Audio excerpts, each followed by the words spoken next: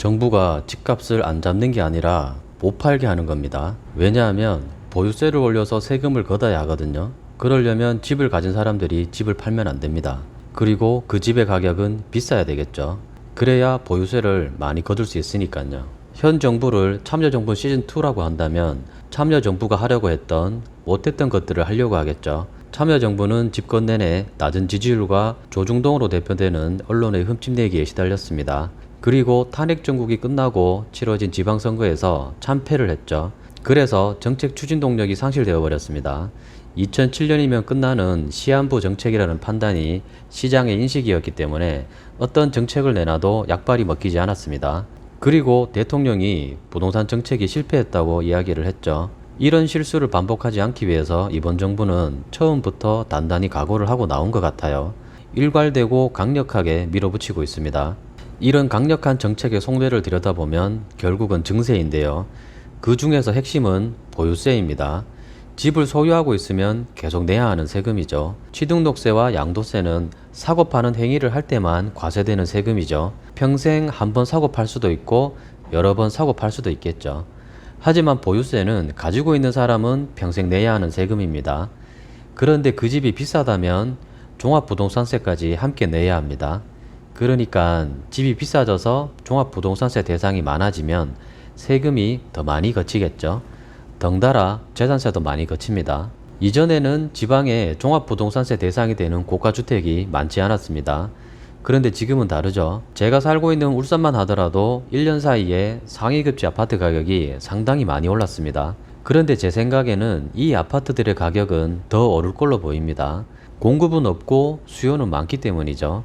지금 시장의 분위기는 지금 올라타지 않으면 나는 영원히 전세살이 월세살이 해야 한다. 중심지에서 밀려나서 외곽에 살아야 한다.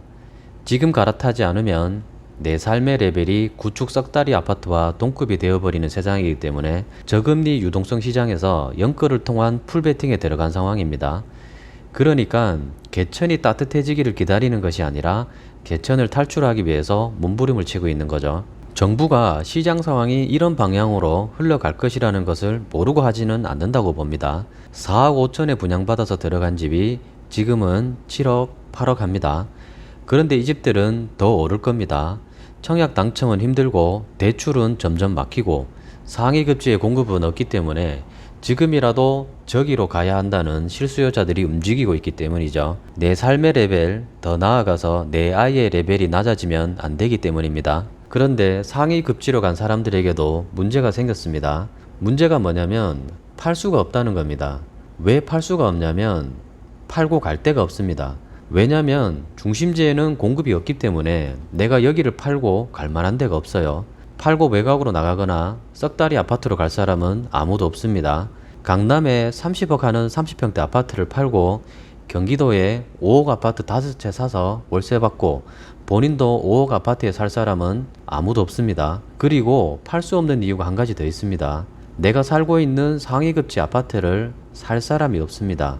이게 무슨 소리냐 하면 내가 이걸 팔고 다른 데 가려고 해도 내가 보유세가 부담이 돼서 팔려고 해도 대출을 막아놨기 때문에 현금 가진 사람만 살 수 있는데 지방에서 15억 하는 아파트를 살 수 있는 현금 부자는 그 아파트를 안 삽니다. 더 좋은 곳으로 가겠죠. 그리고 전세 끼고 사는 것도 막아놨죠. 취등록세도 올리게 되면 집을 사는데 돈이 많이 들죠. 가지고 있는 동안에 유지 비용도 많이 듭니다. 그러니까 집을 가진 사람들은 못 팔게 하면서 집을 살 엄두조차 못 내는 사람들은 영영 집을 못 사게 하는 겁니다. 이번 정권의 관심 대상이 처음부터 집을 살 엄두조차 못 내는 사람들, 좋은 직장에 들어갈 엄두조차 못 내는 사람들이라면 애매한 구간의 사람들이 가지고 있는 집값이 오르는 건 크게 상관할 바가 아닙니다. 보유세가 더 거칠 것이기 때문에 집값이 올라도 개의치 않습니다. 그렇게 걷어진 세금으로 서민들이 따뜻하게 살 수 있는 개천을 만들면 되니까요. 도시재생 사업의 핵심은 도로 닦고 주차장 만들고 하는 게 핵심이 아니라 마을 공동체 커뮤니티 사업이 핵심입니다. 노인층만 사는 동네에 젊은 사람들이 들어와서 마을 공동체 사업하고 여러가지 프로그램을 통해서 살기 좋은 동네 만들기를 하는 거죠. 용이 될 필요가 없이 붕어, 개구리, 가재로 살아도 행복한 세상을 만들고 있습니다. 도시재생 사업으로 예산이 집행된 지역의 재개발은 물 건너갔다고 보면 됩니다. 17년도 파리 대책이 나왔을 때 시장의 분위기는 팔려고 내놔도 안 팔린다는 거였죠. 다주택자 양도세 중과하고 1주택자 비과세 요건 강화하고 대출을 막으면서 팔려고 하는 사람, 살려고 하는 사람 모두를 가두어 버렸습니다. 그 이후로 나오는 모든 대책들도 팔려고 하는 사람한테 불리한 내용이 많습니다. 임대사업자 혜택을 주면서 등록 유도해 놓고는 혜택을 모두 없애버리고 법인사업자 때려잡아버리고 마치 토끼몰이 하고 있는 것 같죠. 이번에 나온다는 부동산 세금 관련 내용도 취등록세 강화, 1년 미만 보유하고 팔 때 양도세 80%, 보유세 강화 등등 집을 살 엄두를 못 내게 하면서 수요를 줄이는 정책입니다. 그러면 집을 가진 사람도 못 팝니다. 내 집을 사줄 사람이 없습니다. 임대차 보호 3법이 통과되면 전세 물량이 씨가 마른다고 하죠. 그리고 월세 시장으로 전환된다고 합니다. 월세를 내는 세입자는 세제 혜택을 위해서 연말정산 때 월세를 신고합니다. 집주인의 월세 소득이 드러나죠. 2천만 원 미만의 임대소득도 과세됩니다. 그러면 월세를 놓고 있는 집도 안 팔리겠죠.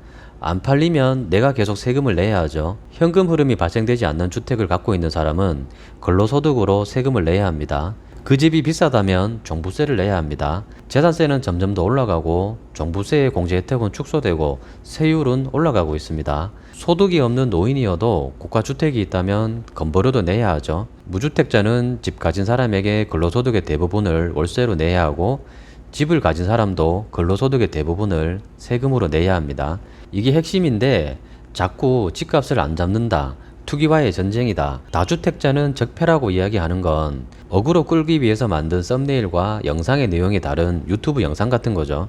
지금은 각자 도생의 시대입니다. 본인의 가치관과 포지션에 따라서 각자가 알아서 선택해서 살아남아야 합니다. 내 집의 가격이 올라서 마냥 좋아할 때만은 아니라는 거죠. 내가 냄비 안의 개구리는 아닌지 깊이 생각해 봐야 합니다. 선거를 어찌 해보려 했는데 결과는 180석이죠.